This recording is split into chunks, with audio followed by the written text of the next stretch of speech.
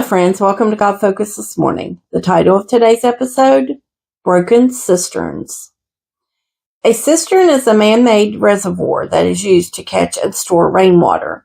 It is different from a spring, a stream, or a well because it is a holding tank for something that is poured into it. A broken cistern is symbolic of human shortcomings. Empty and broken cisterns were often used as a place for punishment or as prison cells. Imagine being underground. The only light or air you have comes from a hole at the very top, and it's muddy and musty and damp where you are. Jeremiah 2:13. For my people have committed two evils.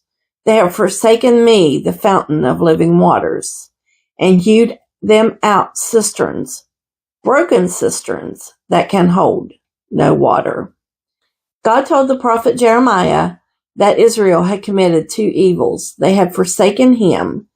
Then he referred to himself as the fountain of living waters.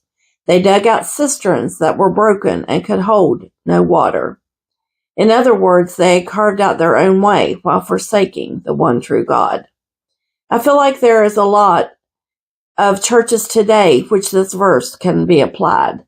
They have forsaken the real true God. They say they're a Christian church, but they have built idols of their watered-down version of the gospel. In doing this, they have compromised and become vessels that can no longer hold the living water of God because the truth is broken. They have allowed the enemy to fill the reservoir with sin and lies, making it good for one thing, a place of imprisonment.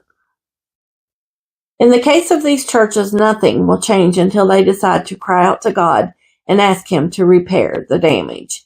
They need sound doctrine and truth, not watered-down entertainment. On a personal level, when we allow the world to creep in, we will be spiritually broken and cannot hold God's living water. It will take repairing the cistern of our lives to make us capable of holding God's presence.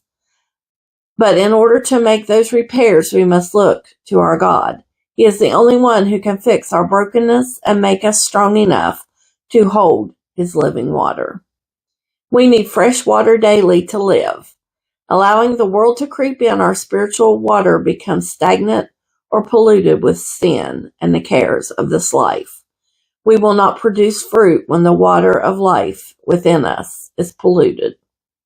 In order for fruit to grow in our lives, we need fresh water.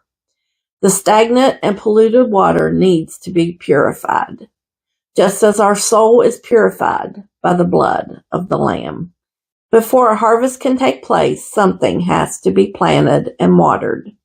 Many souls are in need of being harvested. It is time the church repented, repaired the altars and cisterns, prayed for clean hands and clean hearts. Then we will be ready to go out and make disciples, teaching them about our great God and His wedding plans for His bride. Thanks for watching. Until next time, be bold, be brave, and keep your God focus.